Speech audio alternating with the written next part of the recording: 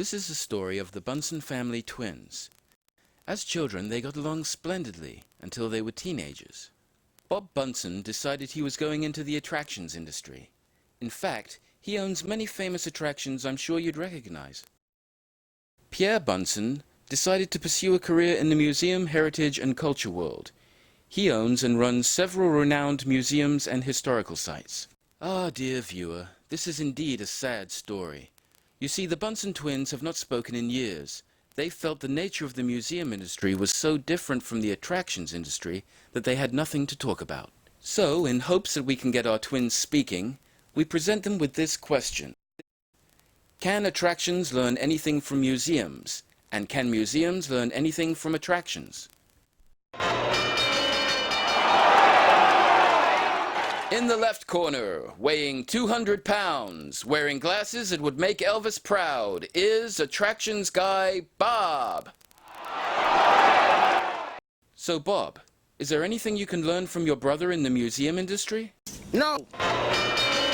In the right corner, weighing 200 pounds, wearing a beret, and sporting a Salvador Dali-type mustache, is museum guy Pierre.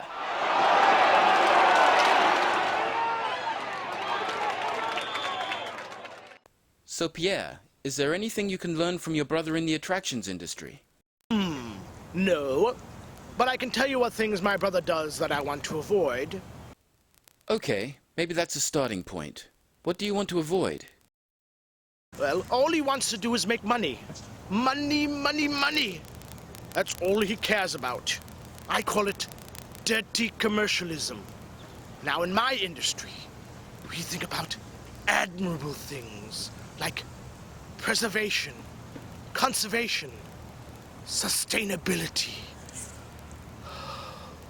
Preservation. That's all he wants to do is preserve things. You stand behind velvet ropes and you stare at things. He's got things preserved in storage that you can't even look at. No, I can't learn anything from that guy. In fact, he could take some lessons from me. Then, he could make some more money. It's not as black and white as this, is it? There are museums out there already that have learned that making money isn't all bad. And attractions, get this, because there are more museums out there seeing the value of this, they are potentially taking some of your money and market away. Did you know that? Money, money, money, money, money, money, money, money, money, money makes the world go around, the world go around, the world go around. Money makes the world go around, it makes the world go round. It's all that makes the world go around, that clinking, clanking sound. It makes the world go round.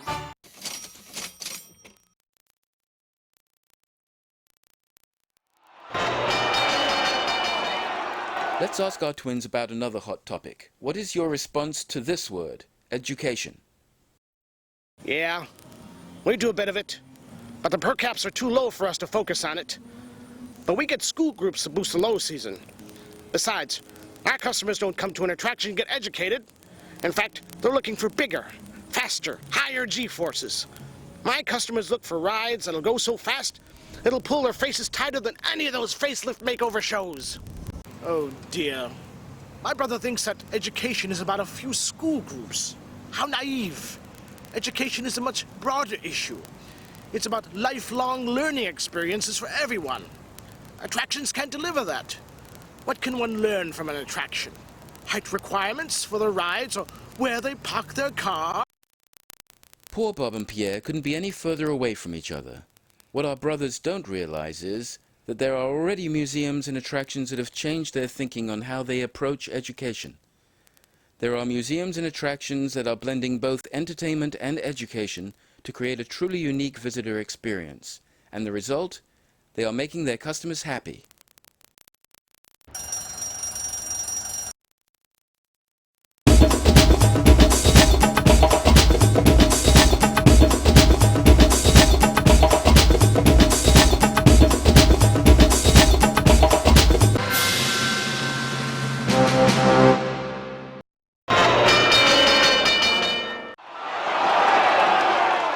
Now let's talk about customers. Yes, I love my customers. The more the better. Do you know when Pierre's Wacky Museum World, he doesn't think he has any customers? Plus when those, not customer people show up, He gets all worked up when too many of them show up wanting to come in and touch things. Yes, Bob is right. We don't have customers. We are very careful never to mention the word customers. We develop audiences that appreciate our objects and collections. Now for us, it's about the object or collection and conserving them for future generations. We don't ever want to be overrun by customers touching everything. Oh my goodness, can you imagine someone touching my 1,000-year-old artifact? Ugh.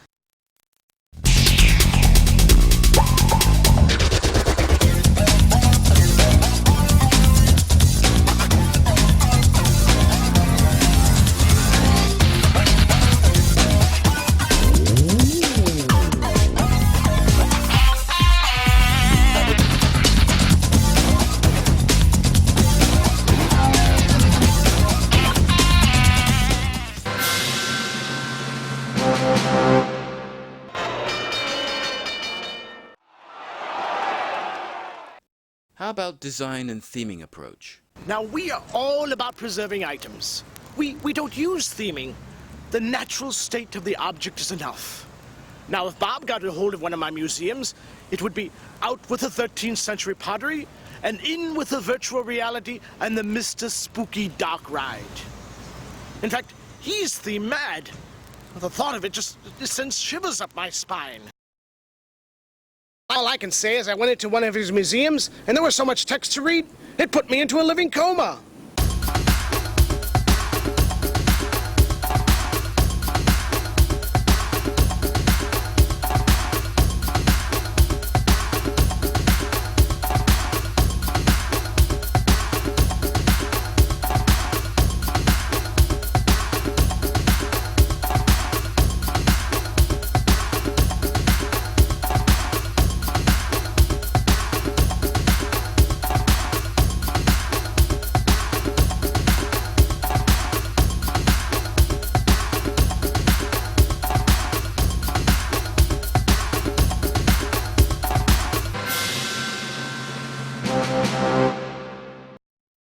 So, what have you two learned today?